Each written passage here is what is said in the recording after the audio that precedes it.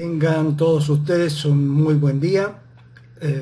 Vamos comenzando con este nuevo video donde pondré a su consideración un tema que quizás pueda parecerles extraño, pues va un poco en el sentido contrario a lo que sostienen algunos autores actualmente, a día de hoy, y que estos autores tienen una gran aceptación, lo que queda demostrado, por ejemplo, en la gran cantidad de libros que vienen vendiendo.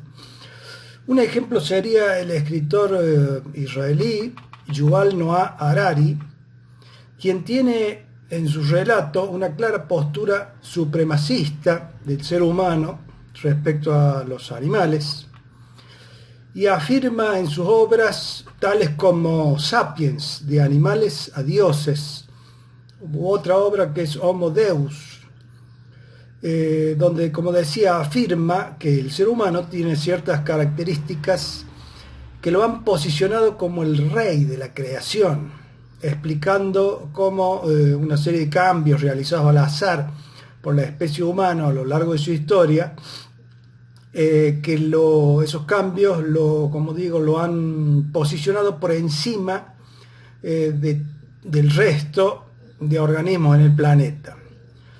Y que esos cambios realizados al azar, según o siguiendo la teoría neodarwinista, que pareciera seguir explicando absolutamente todo, y respecto del azar, y para no extenderme o dispersarme, comento que habrá que hacer respecto al azar mismo, por ahí, un nuevo video, porque esto de azar no es una palabra muy científica ni muy correcta, como veremos. Pero bueno, eso lo dejo para otro momento. Ahora bien, el tema que trataré, como digo, de comentarles, y que va en contrario de estas visiones optimistas o supremacistas que he citado, se refiere a ciertas características que se vienen observando en el comportamiento humano y que significan que el ser humano, corre el serio riesgo o peligro de perder, en todo caso, esa ubicación en la cúspide, en el trono de todos los seres vivos del planeta. Para decirlo concreta y crudamente, el ser humano, según esta apreciación y o hipótesis, corre el riesgo de volverse cada día más torpe, por decirlo de alguna manera. Pues hay ingredientes en su comportamiento actual que, como veremos, apuntan a que biológicamente el hombre se vuelva cada vez más inmaduro, más infantil, y con ello cada vez más desaprensivo, más descuidado, menos cooperativo, menos disciplinado, descuidando de esta manera sus relaciones intrapersonales, como también sus relaciones con otras especies, es decir, con la naturaleza, con todo el problema ecológico, personal, social y cultural que ello significa. Para poder visualizarlo, considero conveniente aclarar previamente que el significado de ciertos términos, que quizás estos términos no sean familiares, y que con estas palabras y los conceptos que significan son de suma importancia para entender cabalmente, es decir, entender en su justa medida, el proceso biológico que expresa este fenómeno, que adelanto es un fenómeno que, si bien no es deseable, por supuesto, es un fenómeno totalmente natural y que, como digo, podría estar ya ocurriendo en el Homo sapiens, o por lo menos podría estar en riesgo de ocurrir, aunque personalmente les confieso que considero que ya está ocurriendo, pero deberá ser usted quien decida si esto es así o no. Para ir entrando en tema, cuenta la historia que entre mediados de 1800 y principios de 1900, un señor llamado Ernst Haeckel, un naturalista alemán, trabajando con embriones de animales, es decir, observando la embriología, el desarrollo de los animales antes de su nacimiento, fue creando, acuñando distintos términos y conceptos, como por ejemplo el de ecología fue uno, que usted ya lo conoce, pero también acuñó los términos de ontogenia y filogenia, que tal vez estos ya no les sean tan familiares, por lo que vamos a hacer foco en esos términos de ontogenia y filogenia para ver qué es. Ontogenia, cuya primera parte es onto, que quiere decir en sí mismo, y la segunda parte, genia, que quiere decir generación. Resume entonces esta palabra la idea de que la ontogenia es todo el proceso que sufre un organismo desde la fecundación, donde a partir de allí el organismo procede a la generación de sí mismo. Y eso es lo que quiere decir ontogenia. Como todos sabemos, los organismos multicelulares como el hombre, luego de la fecundación del óvulo de mamá por el espermatozoide de papá, pasa a ser un organismo unicelular en ese momento. ¿Sí? Solamente unicelular, es decir, nosotros, a fin de cuentas, también, luego de la fecundación, hasta nosotros los humanos, y todos los animales pluricelulares, somos, aunque sea por un periodo corto de tiempo, unicelulares, una sola célula, y después nos volvemos muchas células viviendo todas juntas y organizadas en un organismo pluricelular. Pero todos arrancamos igual, como unicelulares, ¿no? Por ahí esta idea se pierde de vista y se entiende como que solamente hay unicelularidad por un lado y pluricelularidad por otro, como que no tuviera nada que ver. La verdad que toda la vida en el planeta es, o por lo menos empieza, como unicelular. O sea que eso nos une a todos. Todos los organismos del planeta somos unicelulares. Algunos después nos volvemos una asociación enorme y otros siguen siendo una única célula toda su vida. Pero en el fondo empezamos igual. O somos iguales.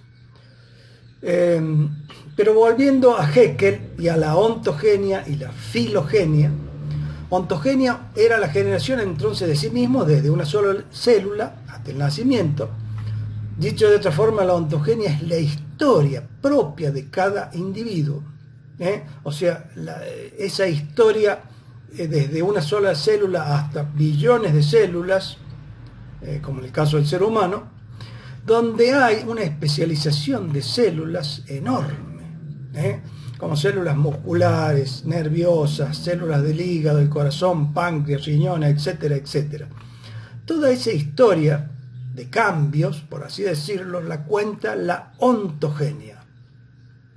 Ahora vamos al otro término, la filogenia. La filogenia son todas las relaciones de parentesco evolutivo que tiene un organismo. Es decir, serían todos los parientes evolutivos que han permitido a lo largo de toda la historia de la vida en la Tierra ir evolucionando hasta llegar a lo que es ese organismo ahora. O sea, la filogenia es entonces la historia evolutiva de todos los antepasados de ese ser vivo.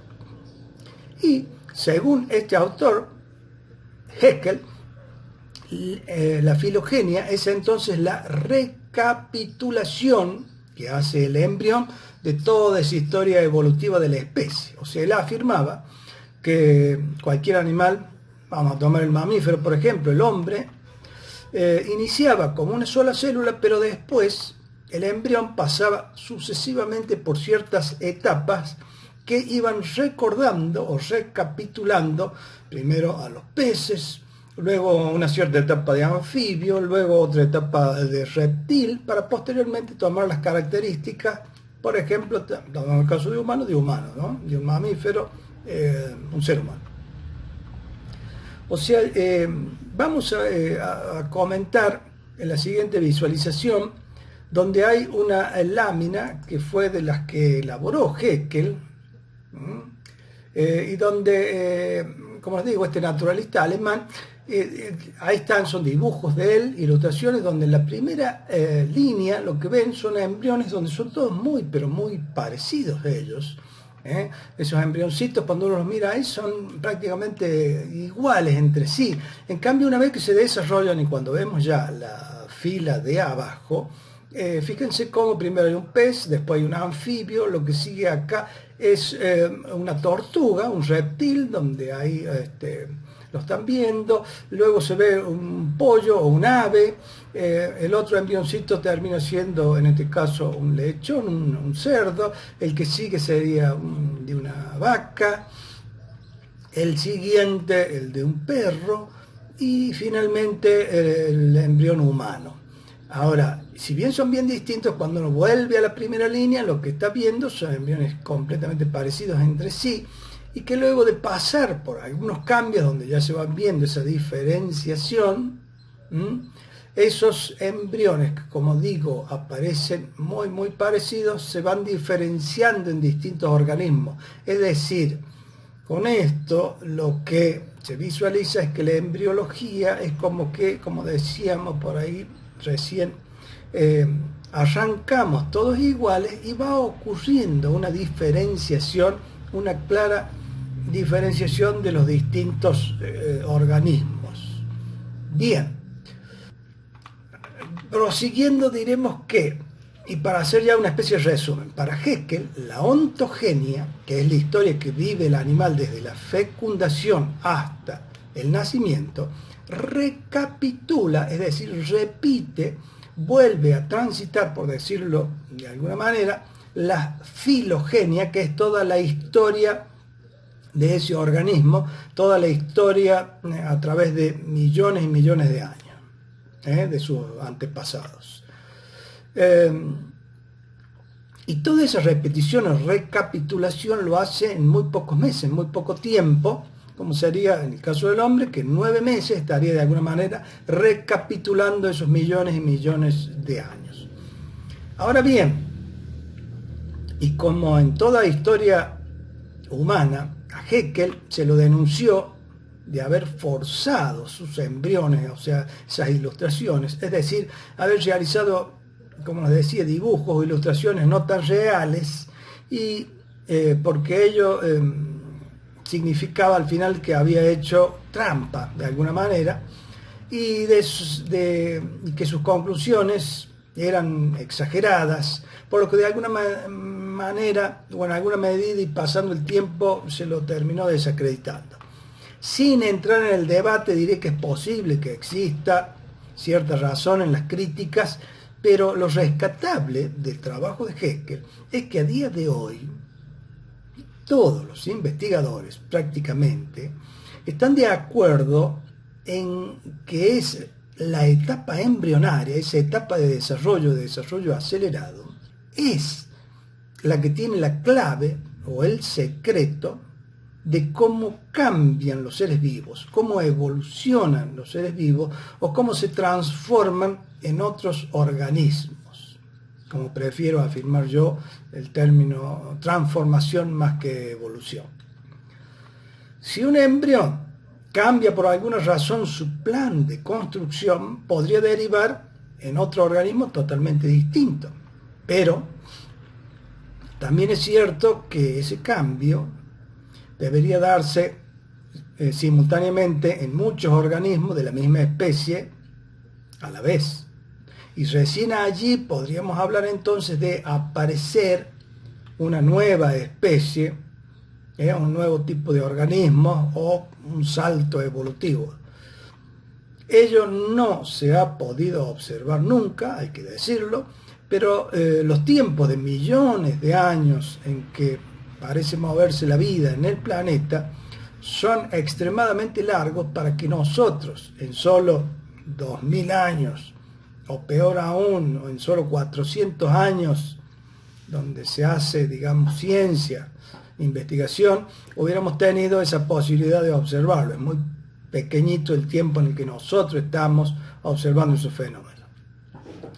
Y lo que se propone es que es probable que estos cambios y formación de nuevos organismos ocurran cuando hay grandes cataclismos, es decir, cuando todos los seres vivos en el planeta sufran lo que se llama un estrés genómico, dicho de otra forma, que es una exigencia muy extrema que los induzca a realizar ese cambio.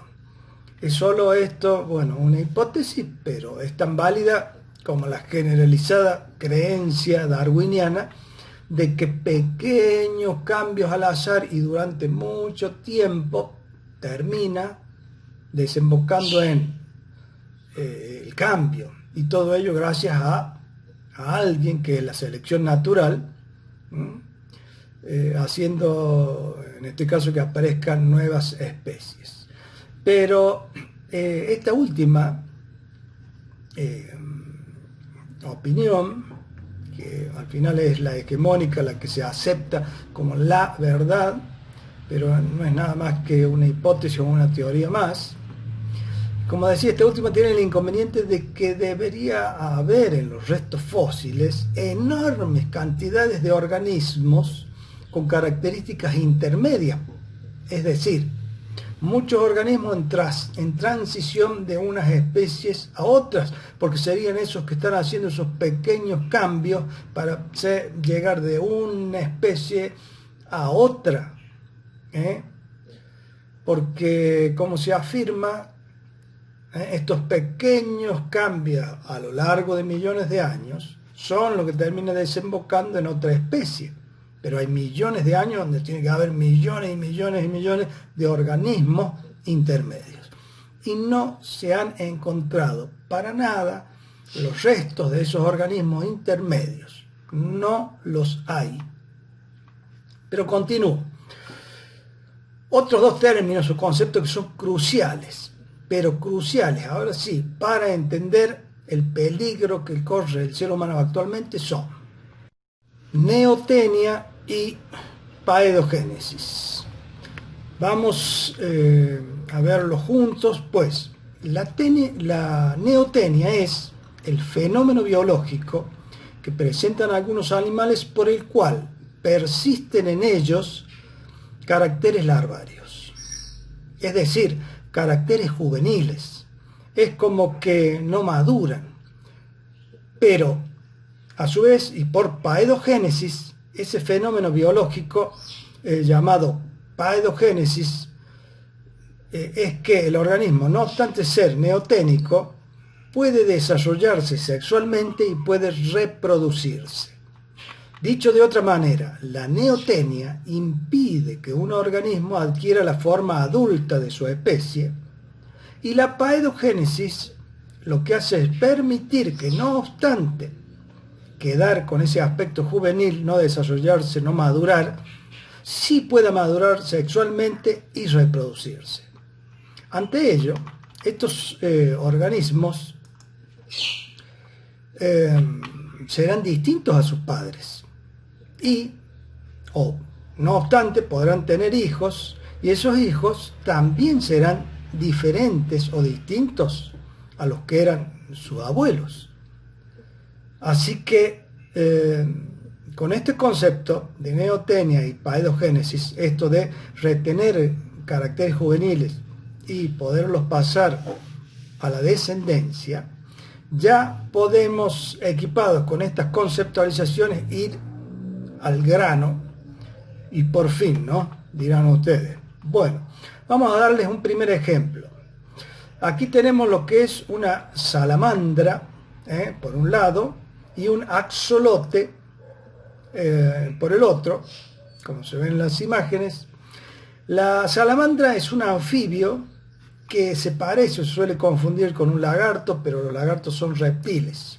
Y como les digo, la salamandra es un anfibio, es pariente de las ranas y de los sapos.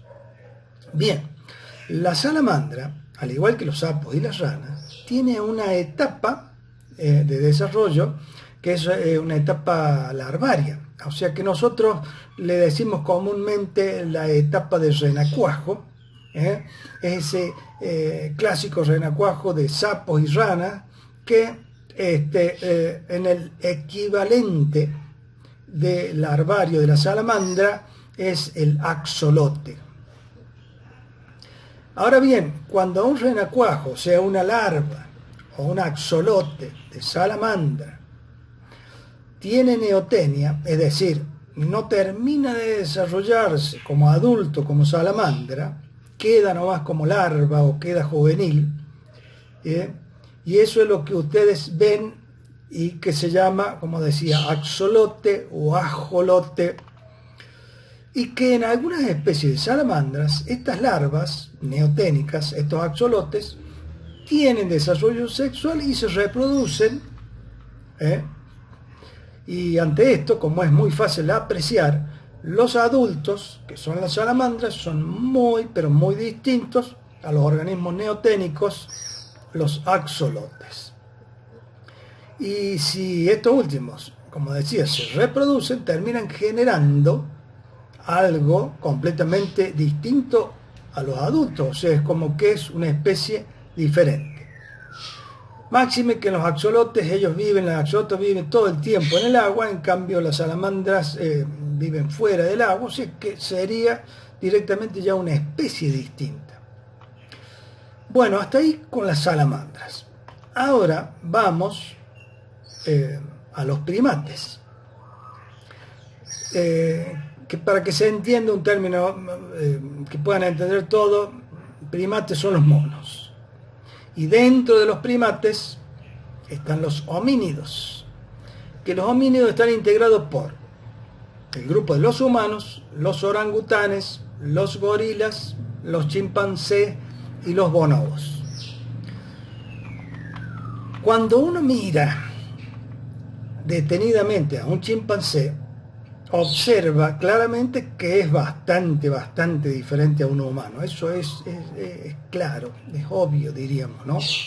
Pero en cambio, cuando uno observa detenidamente a un chimpancé juvenil, como el que está aquí en la foto, y por ahí voy a tratar de agregarle otros, ciertos, por lo menos parecidos, o ciertas similitudes o correspondencia entre ya este juvenil de chimpancé y humano, ya digamos nos aparecen como más parecidos. Sé que hay muchas personas que ante esto directamente se van a bloquear, se bloquean.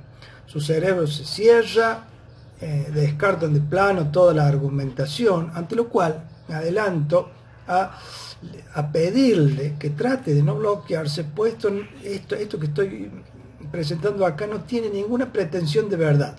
Y es más, le aclaro que solo estoy tratando de llegar a otra conceptualización, a otra cosa. No es esto, digamos, la finalidad, sino que tiene que ver o está en relación con lo que voy.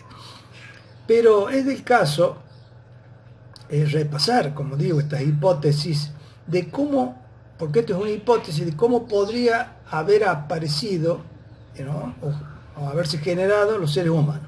Pero repito, mi intención es llegar a otro aspecto muy distinto y para nada pretender imponer o demostrar que esto es así. No va ni en mi interés, ni tiene que ver a dónde quiero llegar. Así que continúo.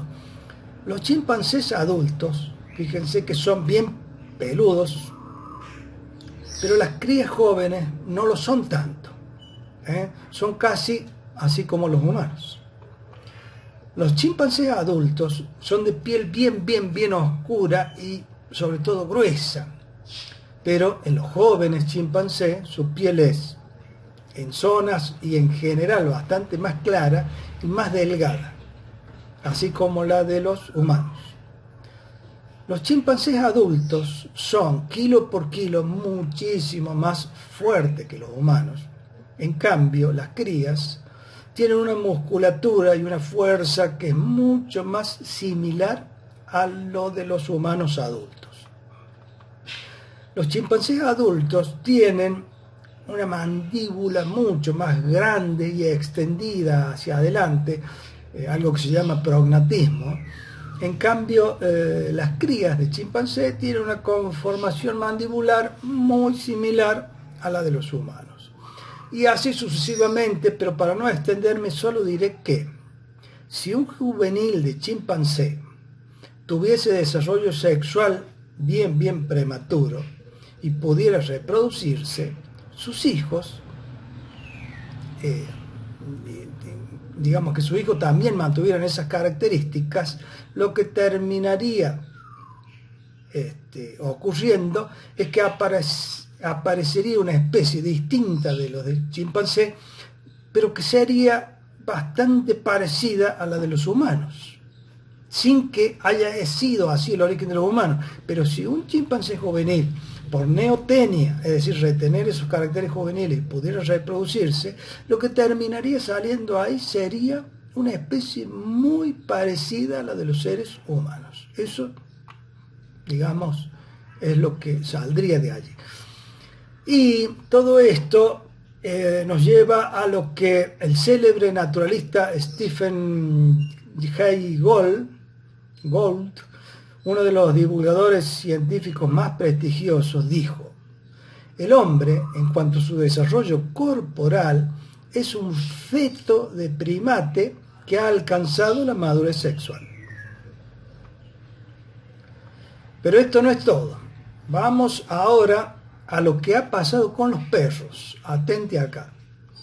Los perros son una especie denominada Canis familiaris, y los lobos, por otro lado, son una especie denominada científicamente Canis lupus. Pero esto no es toda la verdad. Los perros solo son una subespecie de lobos.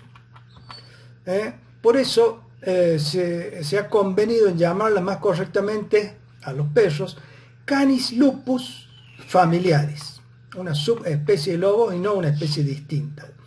Pero dicho de otra forma y mucho más fácil y sin tanto nombre científico, los perros son lobos, nada más que se han domesticado. Los lobos siguen su vida salvaje e independiente, y los perros se vinieron con nosotros y de alguna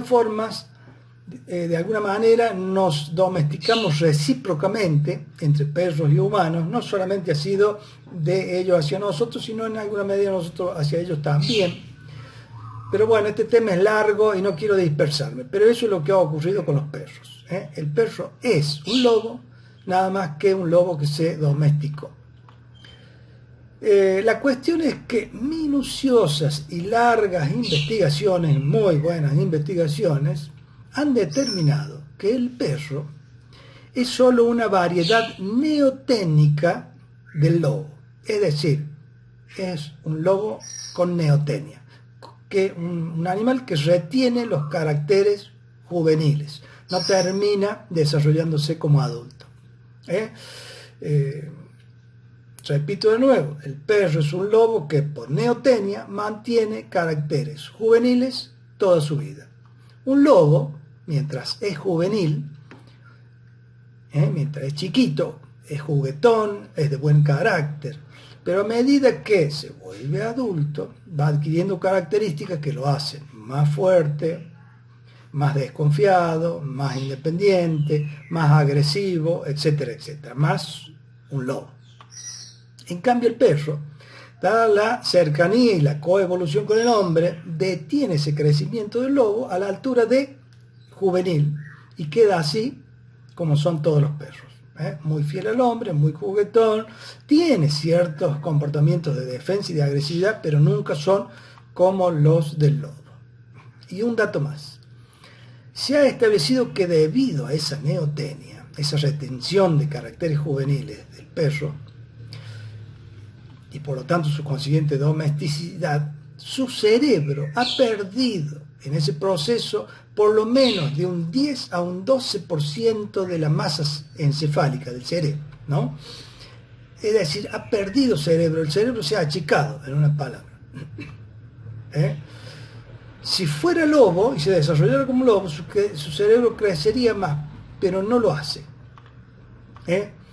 Por lo que, y la explicación de esto, se estima que los lobos son mucho más inteligentes, o sea, tienen más masa cerebral, que los perros, porque la explicación es que los lobos, a diferencia de los perros, tienen que resolver múltiples problemas de subsistencia que los perros no tienen, por el hecho de que están de alguna manera asociados y reciben cierta ayuda del ser humano.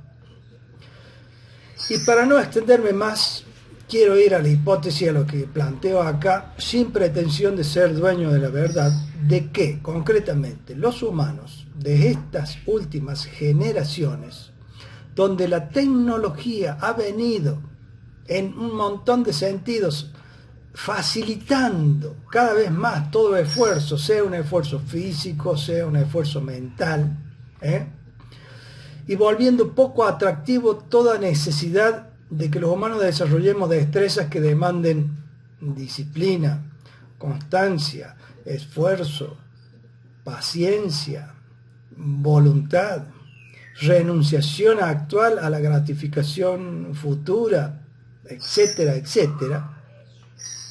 De manera que se observa, para decirlo de alguna manera, un crecimiento exponencial del facilismo, de obtener sin esfuerzo la mayoría de las cosas, y encima con una inmediatez que evita más y más cualquier esfuerzo. Eso es lo que está pasando en las sociedades humanas a día de hoy. O sea que lo que por lo menos hipotetizo de que podría estar ocurriendo es que se podría estar generando este proceso biológico en el ser humano de neotenia, de retención de caracteres infantiles, es decir, nuevas generaciones de humanos cada vez más inmaduras, más infantiles, más débiles, tanto en lo físico como en lo mental, es decir, más débiles en su carácter, en sus convicciones y también en su inteligencia. Reitero, no pretendo afirmar que esto es necesariamente así, solo alerto de que existen en la naturaleza y en la biología estos fenómenos que están absolutamente comprobados que en la naturaleza, en los casos que les he planteado y en otros ocurre así, y observo que ello podría estar ocurriendo e impactando en este caso en esta especie, en la especie humana. Todo un problema. Desconozco que haya estudios concretos al respecto, pero me aventuro a decir que dada la circunstancia de las cosas que vienen dándose en el mundo en estos últimos tiempos, no me extrañaría que hasta existan grupos interesados en que este fenómeno incluso se incremente. ¡Qué mundo loco este!, ¿no? Pido a quienes son papás, abuelos, tíos, primos, amigos, es decir, prácticamente todos tenemos un círculo de allegados donde podemos ser útiles con este conocimiento. Que cada uno, les pido, desde su cotidianeidad pueda intentar ayudar, ya sea observando y alertando a los responsables, hablo por así decir a los padres, ¿no?, de ciertos jovencitos o niñitos respecto al comportamiento de esas personas, y que según mis observaciones, lo que puedo hacer yo desde mi perspectiva es que las personas, los jóvenes, los niñitos están llegando a un mundo que cada vez más parece hecho a la medida de la neotenia. De ser esto así, tenga en cuenta que el futuro de nuestra especie depende en gran medida de ello. Es el futuro de nuestra especie el que está en juego con este fenómeno. Así que hasta aquí llego, les agradezco su atención y como siempre les sugiero, busquen paz. Porque con la paz viene de regalo la salud y la felicidad. Hasta la próxima.